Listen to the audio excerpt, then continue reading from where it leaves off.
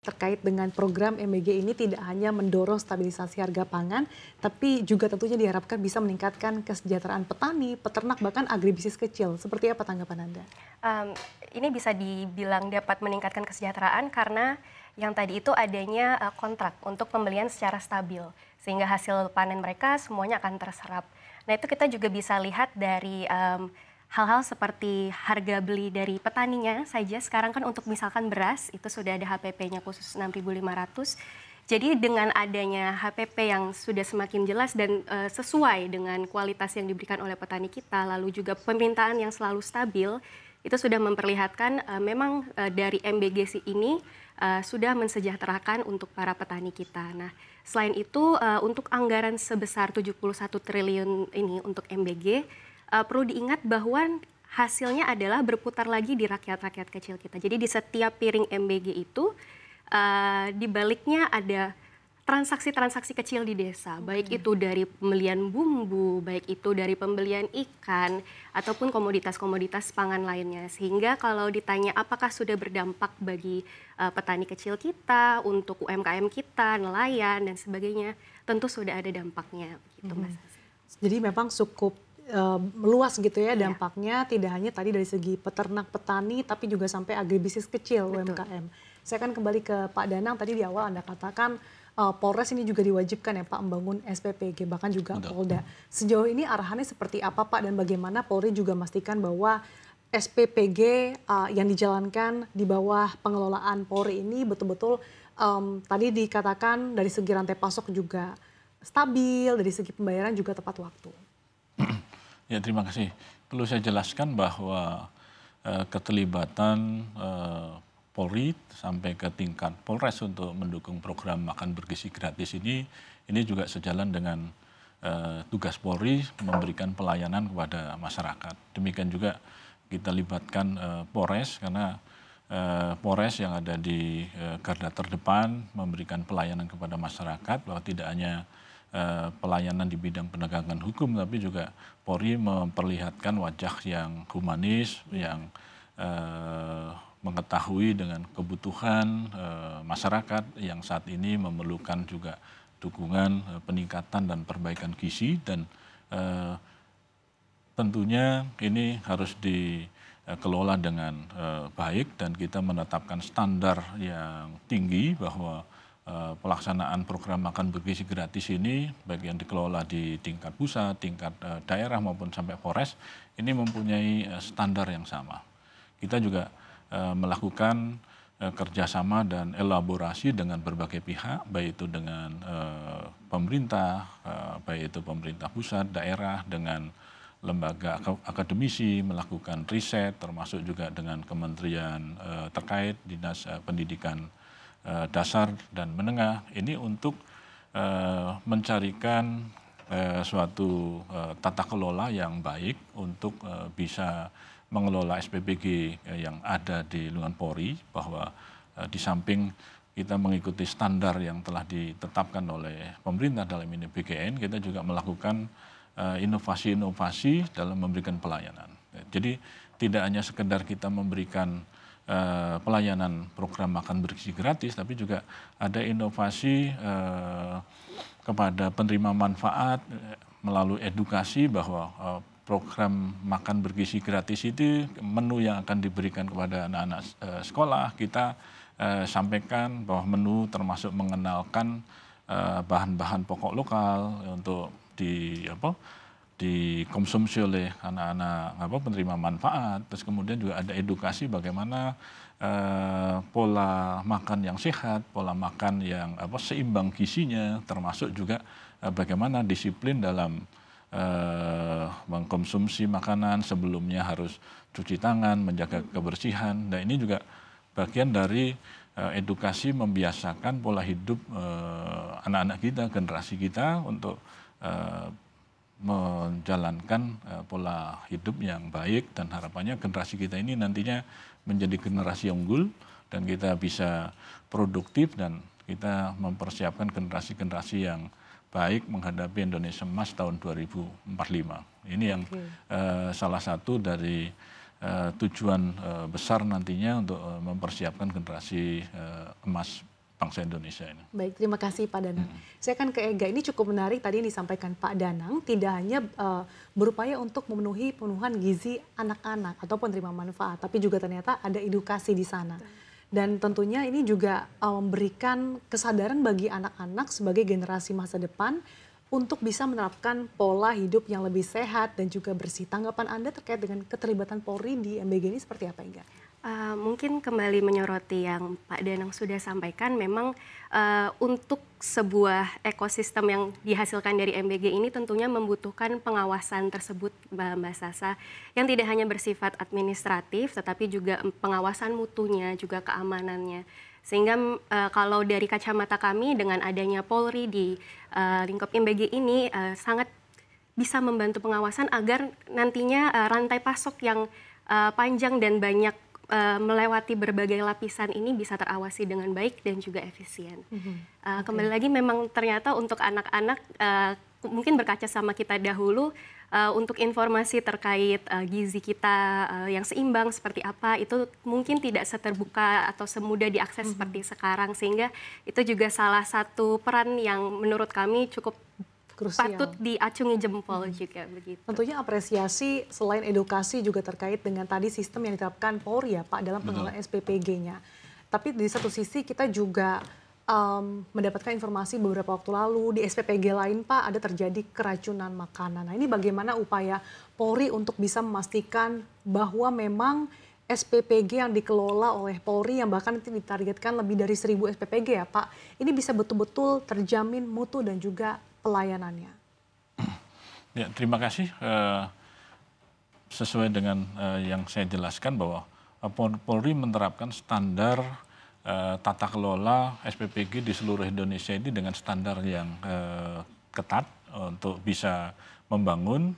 Kita tidak hanya sekedar mengejar jumlah kuantitas, tapi kita memperhatikan kualitas SPPG itu. Jadi terkait dengan standar kelayakan daripada dapur yang harus memiliki berbagai sertifikat yang sebagai kompetensi untuk bisa menyelenggarakan, baik itu kualitas higienis maupun sanitasi, termasuk juga tanggung jawab dari si pengelola, mulai KSPPG-nya termasuk para relawan, ini kita tetapkan dengan standar bahwa mereka harus mempunyai sertifikat.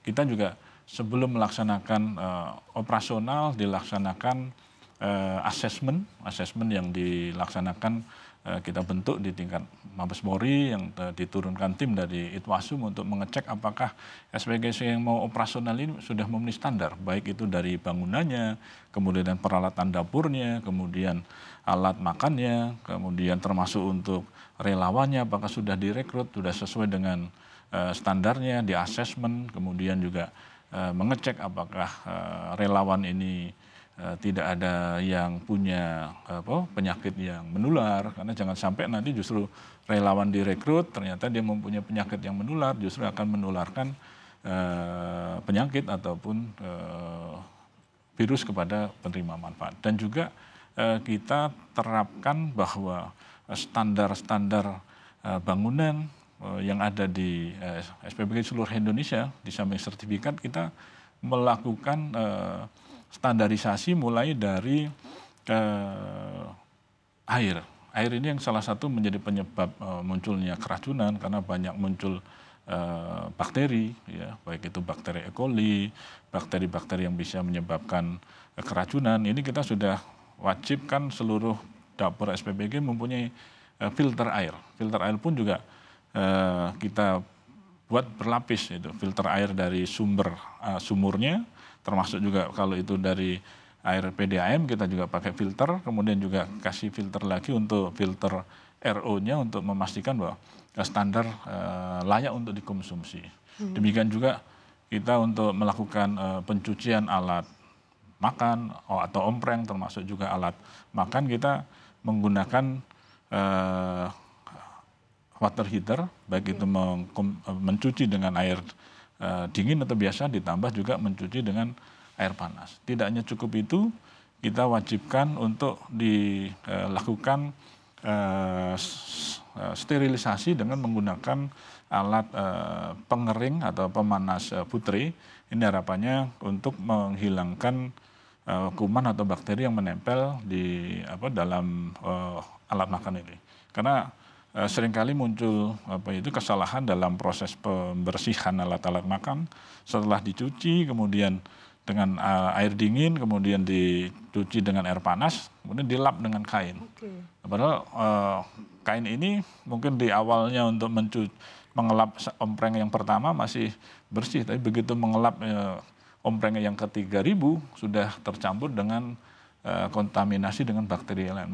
Justru ini memberikan kontaminasi kepada alat makan yang beresiko pada penerima manfaat. Nah, ini juga menjadi standar. Di samping itu juga kita menerapkan pengolahan limbah, kita wajibkan ada pengolahan IPAL, kita mengantisipasi bahwa lingkungan tersebut karena setiap hari memproduksi makanan, menimbulkan sisa-sisa bahan makanan, lemak yang harus kita olah, sehingga dapur itu dalam setiap hari, setiap saat memenuhi standar higienis maupun sanitasi. Nah, ini yang menjadi kewajiban seluruh SPPG kita, mempunyai standar dalam pengelolaan higienis maupun juga sanitasi yang ketat, sehingga apabila tidak memenuhi standar tersebut, kita tidak izinkan untuk operasional. Kita juga kerjasama dengan pemerintah daerah, dalam ini dengan Dinas Kesehatan, dengan pemerhati lingkungan, pemerhati sanitasi juga bekerja sama untuk melakukan kontrol dan cek terhadap kondisi dapur-dapur kita. Oke, jadi standarnya betul-betul dijalankan dengan ketat dan cukup banyak ya Pak ya, ternyata Betul. bahkan sampai pengelolaan limbahnya dipikirkan. Betul. Dan kita ingin tahu juga Pak Danang, apa legacy atau value yang ingin Anda tanamkan dan tinggalkan khususnya terkait dengan program MBG ini agar bisa betul-betul menghasilkan anak-anak generasi mendatang yang unggul, generasi emas? Ya. Perlu saya sampaikan bahwa keterlibatan Polri dalam program MBG ini tidak semata-mata pada keberhasilan jangka pendek, tapi juga diarahkan untuk meningkatkan legasi jangka panjang. Perlu saya sampaikan bahwa khususnya untuk mempersiapkan generasi emas untuk 2024, kita perlu menyiapkan generasi yang sehat, cerdas, dan juga berkarakter. Melalui program ini harapannya Polri bisa menanamkan nilai strategis bahwa keamanan dan juga kesejahteraan masyarakat ini merupakan suatu hal yang tidak bisa dipisahkan. Sehingga stabilitas nasional tidak hanya terkait dengan kesehatan, tapi juga terpenuhinya dengan gizi, masa depan yang terjamin. Ini harapannya ada strategi yang bisa diwariskan Polri dalam ini antara lain adalah membangun generasi sehat yang berdaya saing, kemudian menumbuhkan kultur kepedulian sosial dalam tubuh Polri. Di samping itu juga mendorong sinergitas antar lintas sektoral dan juga meneguhkan citra Polri sebagai institusi yang melindungi dengan hati, karena kita tidak hanya mengedepankan penegakan hukum, tapi bagaimana melayani masyarakat dengan hati. Sehingga dalam ini legasi yang kita tinggalkan adalah adanya jejak pengabdian Polri yang bertransformasi menjadikan keteladanan institusional, bahwa Polri tidak hanya menjaga keamanan di hari ini, tapi juga Polri ikut menyiapkan generasi Indonesia yang sehat, yang tangguh, dan juga berkarakter di tahun 2045 nantinya.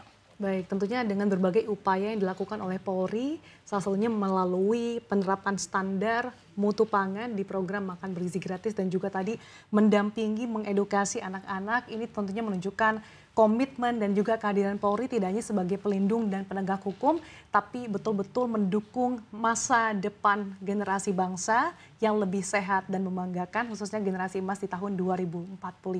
Terima kasih sudah berbagi perspektifnya bersama kami di malam hari ini, Pak Danang. Ya, sama-sama. Saya selalu untuk Anda, Pak Danang, dan juga Ega. Ya, terima kasih, sama-sama.